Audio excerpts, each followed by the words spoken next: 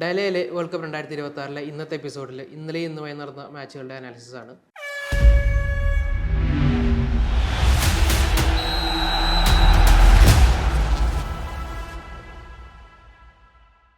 അതിൽ നമുക്ക് ആദ്യം പോർച്ചുഗൽ ഉസ്ബെക്കിസ്ഥാൻ മത്സരം ഗോളെവിടെ എന്ന് ചോദിച്ചാൽ അവർക്ക് 2 ഗോൾ അടിച്ച റൊണാൾഡോ മറുപടി നൽകി 5-0 പോർച്ചുഗൽ ജയിച്ചു.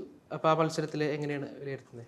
പോർച്ചുഗൽ ഉസ്ബെക്കിസ്ഥാൻ മത്സരം കഴിഞ്ഞിട്ട് ക്രിസ്ത്യാനോ റൊണാൾഡോ തിരിച്ചു കയറുമ്പോൾ ക്യാമറ നോക്കിയിട്ട് ഐ ആം ബാക്ക് എന്ന് പറയുന്നുണ്ടായിരുന്നു. അത്തരത്തിലുള്ള ഒരു മത്സരം തന്നെയായിരുന്നു, അതും പ്രകടനം തന്നെയായിരുന്നു പോർച്ചുഗലിന്റെ ഭാഗത്തുനിന്ന് ക്രിസ്ത്യാനോയുടെ ഭാഗത്തുനിന്ന് കഴിഞ്ഞ ദിവസം ഉണ്ടായത്. ക്രിസ്ത്യാനോ ഗോൾ എവിടെയെന്ന് ചോദിച്ച പോലെ അതിന് മറുപടി കൊടുത്തതുപോലെ തന്നെ ക്രിസ്ത്യാനോ ഒരു ടീം പ്ലെയർ ആണെന്നും കൂടെ തെളിയിച്ച ഒരു ദിവസം കൂടിയായിരുന്നു കഴിഞ്ഞ ദിവസം. മാത്രമല്ല കുറെ റെക്കോർഡുകൾ പിറന്നതും പൊട്ടിച്ചതുമായിട്ടുള്ള ഒരു ദിവസമായിരുന്നു കഴിഞ്ഞ ദിവസം ക്രിസ്ത്യാനോയുടെ. അതെ, അതിനകത്ത് ഈ പോർച്ചുഗലിന്റെ ഓൾ ടൈം ടോപ്പ് സ്കോറർ അതായത് യൂസേബിയോ ആയിരുന്നു 9 ഗോളായിട്ട്. അതായത് യൂസേബിയോ ഒറ്റ ഒരു സീസണിൽ 1966 വേൾഡ് കപ്പിൽ 9 ഗോൾ അടിച്ചാണ് പുള്ളി പോർച്ചുഗലിന്റെ ഓൾ ടൈം ടോപ്പ് സ്കോറർ ആയത് വേൾഡ് കപ്പിൽ. അപ്പൊ അതാണ് റൊണാൾഡോ ഇന്നലെ മറികടന്നത് 10 ഗോളായിട്ട്. അതെ, അതേപോലെ തന്നെ 6 വേൾഡ് കപ്പിൽ ഗോൾ അടിക്കുന്ന ഒരേ ഒരു താരമായിട്ട് റൊണാൾഡോ മാറി.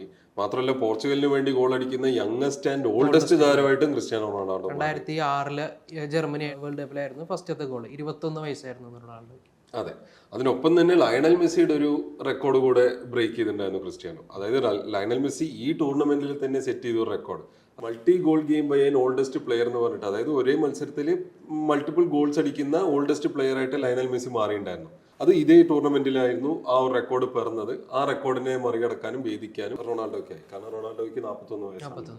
അപ്പൊ അങ്ങനെ പുതിയ റെക്കോർഡുകളും പഴയ റെക്കോർഡുകളും എല്ലാം പിറന്ന ഒരു ദിവസമായിരുന്നു. മാത്രമല്ല ഒരു നല്ലൊരു വിജയം തന്നെയായിരുന്നു, 5-0 വിജയം. നമ്മൾ കഴിഞ്ഞ ചർച്ചയിൽ പറഞ്ഞ പോലെ പല പ്രശ്നങ്ങളും പോർച്ചുഗൽ ടീമിനെ എങ്ങനെയാണ് ബാധിക്കുക, അവന്റെ മെന്റാലിറ്റീനെ എങ്ങനെയാണ് ബാധിക്കുക, ഡ്രസ്സിംഗ് റൂം സ്പ്ലിറ്റ് ആവുക, അങ്ങനെയുള്ള പല ചോദ്യങ്ങളായിരുന്നു അവർക്കെതിരെ വന്ന ആദ്യൊരു ചോദ്യം. അതായത് ഫസ്റ്റത്തെ മാച്ചിൽ പോർച്ചുഗലിന് എതിരെ വന്ന 2 ചോദ്യങ്ങളാണ് മെയിൻ ആയിട്ടുള്ളത്. ഇത്രയും ഫോമിൽ നിൽക്കുന്ന ആൾക്കാർ ഉള്ളൊരു ടീമിൽ എങ്ങനെയായിരിക്കും ഒരു ടീം കോർഡിനേഷൻ ഉണ്ടാവുക എന്നുള്ളതും, ആ ടീം കോർഡിനേഷനിൽ റൊണാൾഡോയ്ക്ക് എന്തായിരിക്കും ഒരു റോൾ എന്നുള്ളതും, ആ രണ്ടിനുള്ള ഒരു ഉത്തരവാണ് കഴിഞ്ഞ ദിവസത്തെ മാച്ച് നടന്നത്. അതെ, അതിനൊപ്പം തന്നെ പറയേണ്ട വേറൊരു കാര്യം പറഞ്ഞാൽ ഉസ്ബെക്കിസ്ഥാന്റെ കാര്യമാണ്. ഉസ്ബെക്കിസ്ഥാൻ സത്യം പറഞ്ഞാൽ മഹാമോശം പ്രകടനമായിരുന്നു, ഓൺ ഗോളൊക്കെ ഉണ്ടായിരുന്ന മത്സരമാണ്. പിന്നെ മാത്രമല്ല, പക്ഷെ എന്ന് ഇരുന്നാൽ പോലും അവരെ സംബന്ധിച്ചിടത്തോളം അഭിമാനിക്കാവുന്ന ഒരു കാര്യം കൂടി. കാരണം അവന് വേൾഡ് കപ്പ് ക്വാളിഫൈ ആയി, 2 മത്സരം അതും പോർച്ചുഗലിനെതിരെ മത്സരിക്കാൻ പറ്റി. ഒരു ഗോൾ ഡിസലവായ ഗോൾ ആക്ച്വലി ഒരു നല്ലൊരു ഗോളായിരുന്നു, പക്ഷെ അതിന് മുന്നേയുള്ള ഫൗള് കാരണം അത് ഡിസലവ് ചെയ്യേണ്ടി. അതെ, അപ്പൊ അതുകൊണ്ട് തന്നെ ഉസ്ബെക്കിസ്ഥാൻ അഭിമാനിക്കാനുള്ള വകയുണ്ട്. പക്ഷെ എന്നിരുന്നാലും ഒരു പോർച്ചുഗലിന് ഒരു ടഫ് ഗെയിം അവർ കൊടുത്തു എന്ന് ചോദിച്ചാൽ അതില്ല എന്ന് പറയാം. പിന്നെ മാത്രമല്ല, അവർക്ക് പ്രോപ്സ് കൊടുക്കേണ്ട മറ്റൊരു കാര്യം എന്താ വെച്ചാൽ, ഈ ചെറിയ ടീമുകളൊക്കെ വരുമ്പോൾ വലിയ ടീമുകൾക്കെതിരെ ഭയങ്കര ഡിഫെൻസീവ് ആയിട്ടായിരിക്കും സെറ്റപ്പ് ചെയ്യാം. പക്ഷെ ഇവർ അതിനൊന്നും മുതിർന്നില്ല, ഇവർ അറ്റാക്ക് ചെയ്യാൻ നോക്കി, അതിനുള്ള ശ്രമങ്ങൾ ഉണ്ടായി. കാരണം അതുകൊണ്ട് തന്നെ കുറെ സ്പേസസ് ഒക്കെ ഓപ്പൺ അപ്പ് ആവുന്നുണ്ടായിരുന്നു. മാത്രമല്ല റൊണാൾഡോയും കുറെ ഡിഫൻഡേഴ്സിനെ ഡ്രാഗ് ചെയ്യുന്നുണ്ടായിരുന്നു. അതെല്ലാം കൊണ്ട് പോർച്ചുഗലിന് കുറെ ഗോൾ അടിക്കാനും ജയിക്കാനും പറ്റി. പക്ഷേ ഉസ്ബെക്കിസ്ഥാൻ അവർക്ക് അഭിമാനിക്കാവുന്ന ഒരു മത്സരം തന്നെയായിരുന്നു, അല്ലെങ്കിൽ ഒരു ടൂർണമെന്റ് ആണ് നടന്നുകൊണ്ടിരിക്കുന്നത്. അവരുടെ കോച്ച് ഫാബിയോ കനവാറോ 2006 ഇറ്റലിക്ക് വേണ്ടി വേൾഡ് കപ്പ് കളിച്ച ടീമിൽ ഉള്ളതാണ്, ക്യാപ്റ്റൻ ആയിരുന്നു അവരുടെ. അപ്പൊ അത്തരത്തിലുള്ള ഒരാള് കോച്ച് ചെയ്യുന്ന ഒരു ടീം വെറുതെ ഡിഫൻസ് മാത്രം കളിച്ച് നിൽക്കാന്ന് പറയുമ്പോൾ കോച്ചിനും ഒരു കുറച്ചിലായിരിക്കും അത്. അപ്പൊ അതാണ് അവർക്ക് കുറച്ചുകൂടി ഒരു അറ്റാക്ക് ചെയ്യുക, ഡിഫെൻഡ് ചെയ്യുക എന്നുള്ള ഒരു ഗെയിം പ്ലാൻ തന്നെയായിരുന്നു അവരുടെ ഈ മത്സരത്തിൽ ഉണ്ടായിരുന്നത്. ഇതിന്റെ ഒപ്പം പറയേണ്ട ഒരു കാര്യമാണ് പോർച്ചുഗലിന്റെ സെറ്റ് പീസുകൾ അവരെടുക്കുന്ന രീതി. ഈ രണ്ടാമത്തെ ന്യൂനോ മെൻഡസിന്റെ ഗോള് വന്നതും അതൊരു സെറ്റ് പീസിലൂടെ ആയിരുന്നു. എല്ലാവരും വിചാരിച്ച റൊണാൾഡോ തന്നെ എടുക്കുകയുള്ളൂ ആ സെറ്റ് പീസ്. പക്ഷേ റൊണാൾഡോ ഒരു റണ്ണിട്ട് നേരെ ന്യൂനോ മെൻഡസ് ആണ് അത് എടുക്കുന്നത്, ഡയറക്റ്റ് എടുക്കുകയും ചെയ്തു. പിന്നെ അത് കഴിഞ്ഞിട്ട് 57-ാം മിനിറ്റിൽ ഒരു ഫ്രീ കിക്ക് വന്നായിരുന്നു. ബ്രൂണോ ആണ് ആ ഫ്രീ കിക്ക് എടുത്തത്. പക്ഷേ എല്ലാവരും വിചാരിച്ച് റൊണാൾഡോ എടുക്കാൻ വേണ്ടി ഓടി നേരെ ഡയറക്റ്റ് ഒരു റണ്ണ് കൊടുത്തിട്ട് ഫേക്ക് റൺ കൊടുത്ത് ഒരു സ്കൂപ്പ് ചെയ്താണ് ബ്രൂണോ കൊടുത്തിരുന്നത്. അപ്പൊ അത്രയും ഒരു ടെക്നിക്കലി കുറച്ചുകൂടി അഡ്വാൻസ്ഡ് ആയിട്ട് നല്ല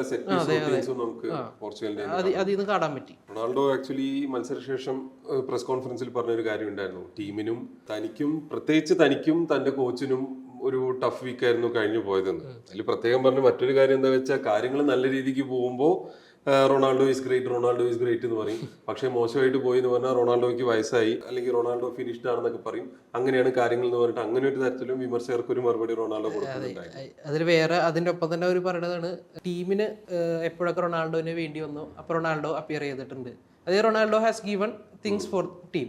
പക്ഷേ റൊണാൾഡോയ്ക്ക് വേണ്ടി വേണ്ട സമയത്ത് ടീം അതിൻ്റെ ഒപ്പം നിൽക്കണില്ല എന്നുള്ളൊരു വിമർശനം കൂടി അതിൻ്റെ ഒപ്പം തന്നെ കൂട്ടിച്ചേർക്കാറുള്ളതാണ്. അപ്പോൾ നമുക്ക് അടുത്ത മാച്ചിലേക്ക് വന്നു കഴിഞ്ഞാൽ ഈ ഗ്രൂപ്പിലെ തന്നെ കൊളംബിയ കോങ്കോ മത്സരം. അത് കൊളംബിയ കഷ്ടിച്ച് ഒരു ഗോളിന് ജയിച്ചു. ലാസ്റ്റ് സെക്കൻഡ് ഹാഫിൻ്റെ പകുതിയായപ്പോഴാണ് ഒരു ഗോൾ അടിച്ച് ജയിച്ചത്. പോർച്ചുഗലിൻ്റെ കളിയിൽ കണ്ട പോലെ ഭയങ്കര ഡിഫെൻസീവ് കളിയായിരുന്നു കോങ്കോ.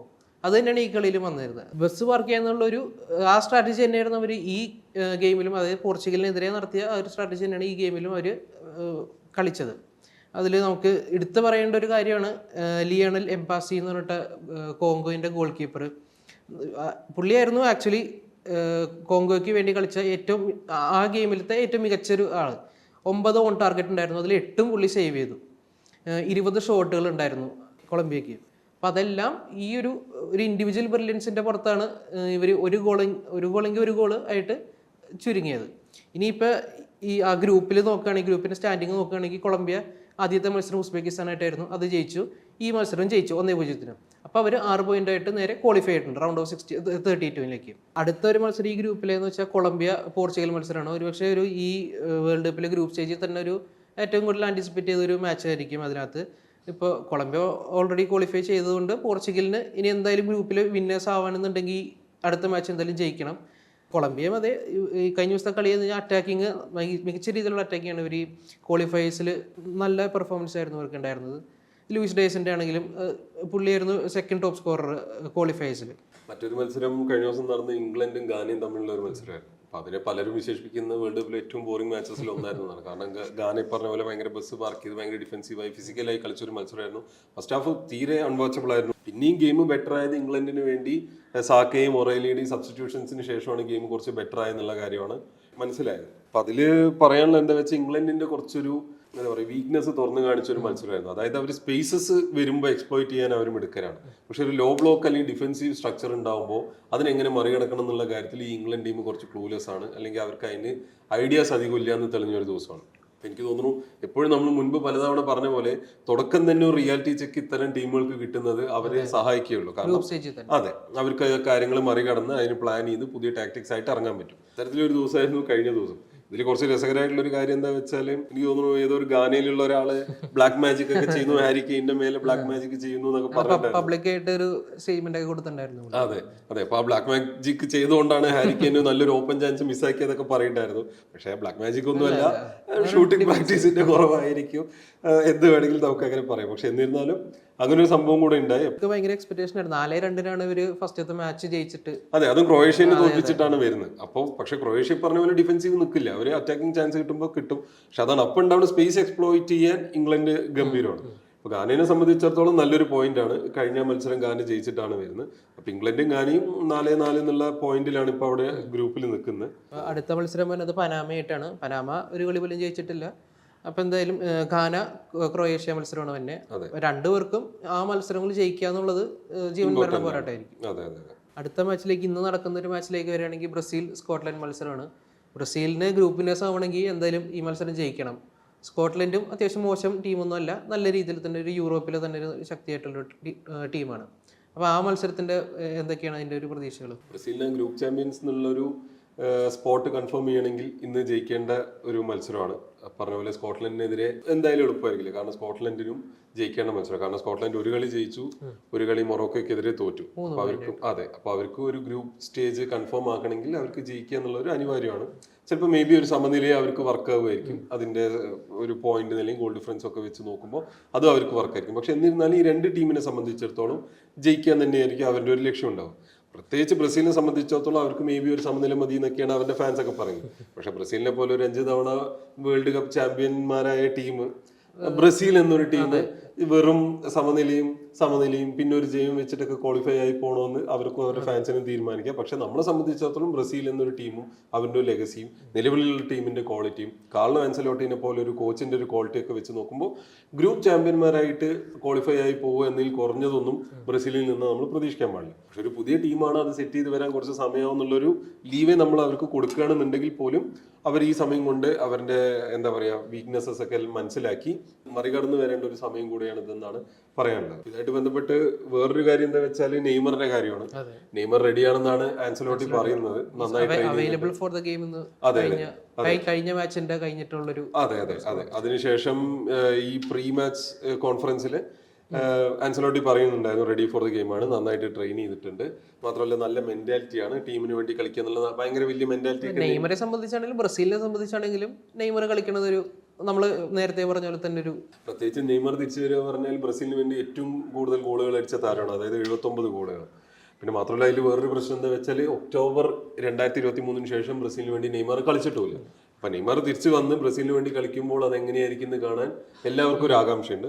അപ്പോൾ അതായിരിക്കും ഇന്നത്തെ ഒരു മാച്ചിന്റെ നെയ്മർ ഇറങ്ങും തന്നെയാണ് നമ്മുടെ ഒരു പ്രതീക്ഷ. ഫുൾ ടൈം 90 മിനിറ്റ്സ് കളിക്കാൻ പറ്റുമെന്ന് അറിയാം, പക്ഷേ ആൻസലോട്ടി പറയുന്നത് 45 മിനിറ്റും കളിക്കാം, ഫുൾ ടൈമും കളിക്കാം എന്നൊക്കെയാണ് ആൻസലോട്ടി പറയുന്നത്. അതെന്താണെന്നുള്ളത് നമുക്ക് കണ്ടറിയണം. മറ്റൊരു കാര്യം, സ്കോട്ട്ലൻഡിന്റെ കാര്യം പറയുമ്പോൾ അവർ ഈ ഗ്രൂപ്പ് സ്റ്റേജിൽ ആകെ 2 ഷോട്ട്സ് ഓൺ ടാർഗറ്റ് ആണ് എടുത്തിട്ടുള്ളത്. അപ്പൊ അങ്ങനെ ഒരു അതും 2 ഗെയിം ഉണ്ട്. അങ്ങനെ ഒരു ടീമിനെ പറ്റി ബ്രസീൽ അത്രത്തോളം ഭയപ്പെടേണ്ടതുണ്ടോ എന്നൊരു ചോദ്യമുണ്ട്. ഇതിൽ പറഞ്ഞ പോലെ മെന്റാലിറ്റിയാണ് മെയിൻ ഒരു സാധനമായിട്ട് വരുന്നത്. സ്കോട്ട്ലൻഡിന് ജയിക്കണം എന്നുള്ളൊരു സാധനമുണ്ട്. പറഞ്ഞ പോലെ നല്ല കുറച്ച് പ്ലേയേഴ്സ് ഓടുണ്ട്. സ്കോട്ട് മെക്ടോമിനെ, ആൻഡി റോബർട്ട്സൺ, മെഗിനെ പോലെയൊക്കെ പ്ലേയേഴ്സ് ഉണ്ട്. ആൻഡി റോബർട്ട്സൺ പറയുന്നതും ബ്രസീലിനോട് റെസ്പെക്ട് ഉണ്ട്, പക്ഷെ നമുക്കത് ജയിച്ചേ പറ്റൂ, സ്കോട്ട്ലൻഡ് ആരാധകർക്കൊക്കെ വേണ്ടി നല്ലൊരു നൈറ്റ് കൊടുക്കണം എന്നൊക്കെയുള്ള രീതിയിൽ ആൻഡി റോബർട്ട്സൺ സംസാരിച്ചിട്ടുണ്ടായിരുന്നു. നെയ്മറിനെതിരെ കളിക്കുമ്പോൾ എന്തായിരിക്കും ഫീൽ ചെയ്യാന്ന് റോബർട്ട്സനോട് ചോദിച്ചപ്പോൾ നെയ്മർ മാത്രമല്ല ബ്രസീലിലെ എല്ലാ പ്ലേയേഴ്സും ക്വാളിറ്റി പ്ലേയേഴ്സ് ആണെന്ന് പറഞ്ഞ് ഓരോരുത്തരുടെ പേര് എടുത്ത് പറയുകയാണ് ആൻഡി റോബർട്ട്സൺ ചെയ്തിട്ടുണ്ടായിരുന്നു. വേറൊരു കാര്യം എന്താ വെച്ചാൽ സ്കോട്ട്ലൻഡ് ഒരു 4-4-2 സെറ്റപ്പിലായിരിക്കും കളിക്കുക. കുറെ ലോങ് ബോൾസ് ഉണ്ടാവും, ക്രോസിംഗ്സ് ഉണ്ടാവും. അതിനൊക്കെ ഒരു ടീമായി നേരിടുക എന്നുള്ളതാണ് ബ്രസീലിന് മുന്നിലുള്ള ഒരു ചലഞ്ച്. പിന്നെ ഒരു ഇൻട്രസ്റ്റിംഗ് ആയിട്ടുള്ള ഒരു സ്റ്റാറ്റ് എന്താ വെച്ചാൽ സ്കോട്ട്ലൻഡ് ബ്രസീലിനെ കഴിഞ്ഞ 10 തവണയാണ് ബ്രസീലിനെതിരെ വന്നിട്ടുള്ളത്. അതെ, ഹെഡ് ടു ഹെഡ് വന്നിട്ടില്ല. 10 തവണയും സ്കോട്ട്ലൻഡും ബ്രസീലിനെ തോൽപ്പിക്കാൻ കഴിഞ്ഞിട്ടില്ല.